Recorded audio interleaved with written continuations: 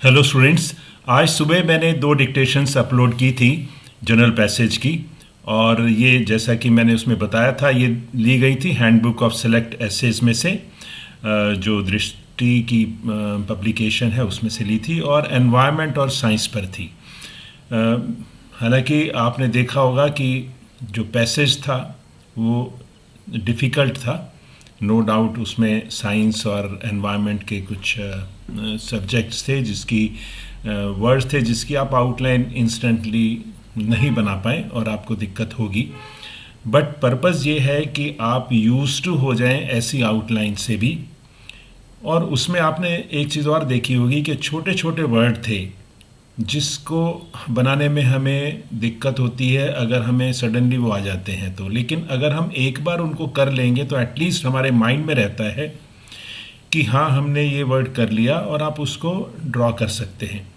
मैं एग्जांपल दूं तो आपको जैसे वर्ड आ जाता है सॉफ्ट या इंटरनेट।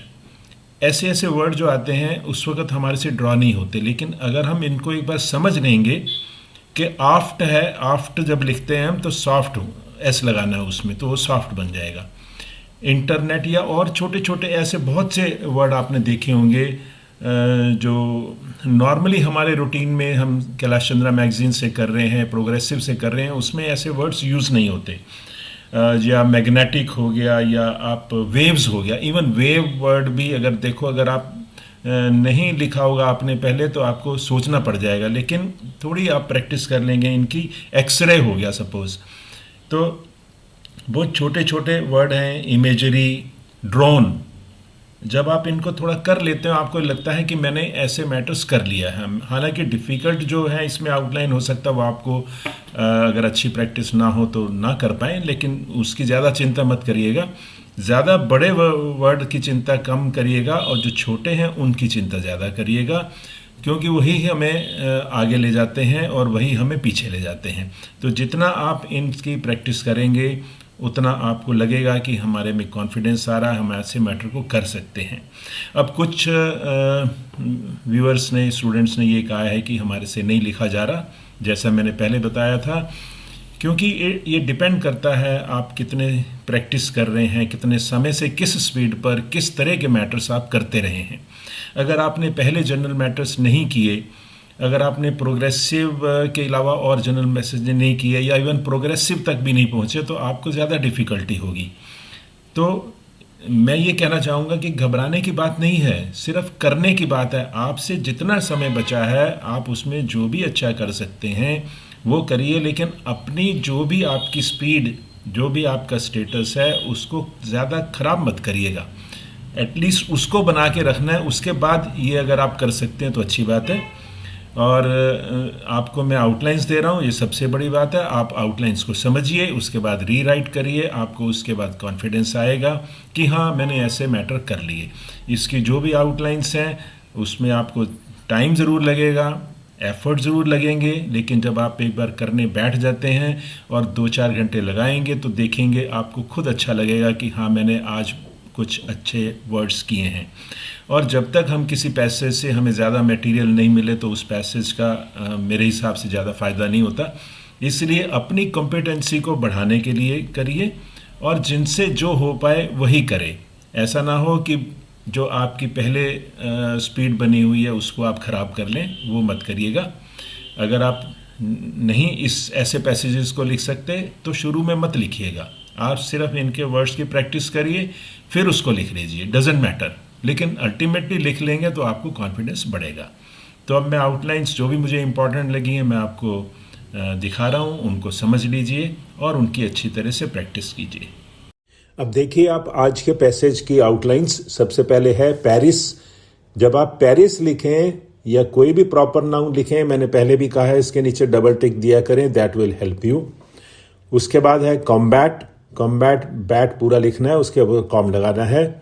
फिर नेक्स्ट है पैथवेज। पैथवेज को आप ज्वाइन कर सकते हैं, इजी है पैथवेज, पढ़ा भी जा सकता है, लेकिन वेज का आप ए जरूर लगा दीजिएगा। उसके बाद है एमीटर। जैसे मीटर लिखते हैं हम, उसके ऊपर एमीटर में आपको वॉवल देना पड़ेगा ताकि आप उसको पहचान सकें। रेजिलिएंट है उसके बाद, रेजिलिएंट की स्पेलिंग ध्यान रखिएगा। रेजिलिएंट भी आता है, कभी कभी रेजिलियंस भी आ जाता है, तो स्पेलिंग आपको याद होने चाहिए। फोरकास्टिंग सिंपल वर्ड है, आउटलाइन आप देख सकते हैं। उसके बाद है पैटर्न्स, पैटर्न्स में पी हाफ आएगा और उसके बाद RNS, ठीक है। ये थोड़ा उस ऊपर वाले के साथ मिल गया, बट उसको आप देख लेना, पी ठीक नहीं है मेरा, पी और ऊपर पी हाफ आएगा और RNS बनेगा। तो उसके बाद है प्रिपेयर्डनेस, पूरा लिखा जाएगा जैसे मैंने लिखा है। लाइफस्टाइल को आप ऐसे कंबाइन कर सकते हैं। ग्रेवेस्ट है उसके बाद, इजी है लेकिन आ जाता है तो हमें याद नहीं रहती, तो ये चीज़ें थोड़ी हमें कर लेंगे तो रिवीजन हो जाएगा एक तरह का। उसके बाद है एब्रप्शन, वर्ड आया था, देख लीजिए आउटलाइन उसकी। रेनफॉल इकट्ठा लिख सकते हैं। अरेबियन सी है, और क्योंकि प्रॉपर नाउन है अरेबियन सी, इसके नीचे डबल टिक लगा देंगे दोनों के नीचे, तो आप जल्दी पहचान पाएंगे। एरिड है उसके बाद, ए जरूर लगाइएगा, अबव द लाइन लिखना है आपने। Extensively is simple. यूरोपियन आप देखते हैं, यूरोप या यूरोपियन इजी है, बट डबल टिक लगाइए, ये मेरी सजेशन है। नीदरलैंड्स, उसके बाद रैशनल, उसके बाद है साइन क्वा नॉन, ये लैटिन फ्रेज है और मीनिंग इसका है एब्सोल्युटली नेसेसरी। साइन क्वा नॉन की मैंने आउटलाइन दे दी है। और उसके बाद है प्रोवेस एक आया था, प्रोवेस भी देख लीजिए आउटलाइन। बेडरॉक में बी हाफ और रॉक, बेडरॉक। इलेक्ट्रोमैग्नेटिक आउटलाइन थोड़ी लंबी है, बट कांट हेल्प इट, अगर आप छोटी कोई बना सकते हो तो देख लीजिएगा, क्योंकि ये वर्ड वैसे तो रेयरली यूज होते हैं, ऐसा नहीं है कि डेली यूज में आ रहे हैं, तो जो रेयरली यूज होते हैं उनकी चिंता कम करिए। जो नॉर्मली यूज होते रहते हैं उनकी, या जो छोटे हैं, जैसे वेव्स है, वेव्स आपको प्रैक्टिस कर लो, वेव्स, इसी में वाइव्स आ जाता है तो अबव द लाइन लिख देते हैं, ये वेव्स है। प्लेसमेंट बहुत ज़रूरी है, वॉवल भी एसेंशियल लगाने चाहिए। एक्सरे आप देख रहे हैं। उसके बाद है वाइल्ड फायर, फिर वर्ड आया था एक डेलिनिएट्स में लिखना भी इम्पॉर्टेंट, कैसे लिखना है, और स्पेलिंग भी उतना ही इम्पॉर्टेंट है, डेलिनिएट्स। हालांकि ऐसे वर्ड कम आते हैं, बट हमारी विकेबलरी अगर हम बढ़ा सकते हैं तो अच्छी बात है। स्प्रिंकलर्स, स्प्रिंग लिखते हैं ना, जैसे स्प्रिंग लिख के स्प्रिंकलर्स। वाटरशेड में W करके TR और शेड SH ऊपर जाएगा, फिर D नीचे आएगा। रेजिस्टेंट है, फिर सैटेलाइट है। हाँ, सैटेलाइट क्या है, वर्ड यूज हो सकता है कभी, तो आप उसकी आउटलाइन प्रैक्टिस कर लें। इमेजरी सिंपल है। ड्रोन भी है, प्रैक्टिस कर लीजिए। प्रधानमंत्री को आप ऐसे लिख सकते हैं, हिंदी में प्रधानमंत्री जैसे होता है, प्रधान और मंत्री M से काट के। बीमा सिंपल, योजना उसके बाद डीसैलिनेशन, सैलाइनेशन फिर डीसैलाइनेशन। और उसके बाद इंट्रूजन है, और इंट्रूजन के बाद है प्रोलिफरेशन आता रहता है, तो आप इसकी भी प्रैक्टिस कर लीजिएगा। नेक्स्ट है इंटरनेट, छोटा वर्ड है लेकिन हमें लिखना आना चाहिए, क्योंकि आ सकता है कहीं भी किसी भी कनेक्शन में। कंप्यूटर्स आप जानते हैं, पीयू को डबल कर देते हैं, प्यूटर, और कम ऊपर लगाना है, तो कंप्यूटर्स जब आएगा तो यू के अंदर एस लगाना है आपको, जैसे मैंने इसमें किया है। रिवोल्यूशनाइज्ड, ये देख लीजिएगा। साइबर मैंने ऐसे बनाया है, सिंपल रहेगा, साई आ जाएगा, वर्ब हो जाएगा उसके साथ। एक्सेलरेटिंग सिंपल है। Globalisation is also simple. Streaming is simple.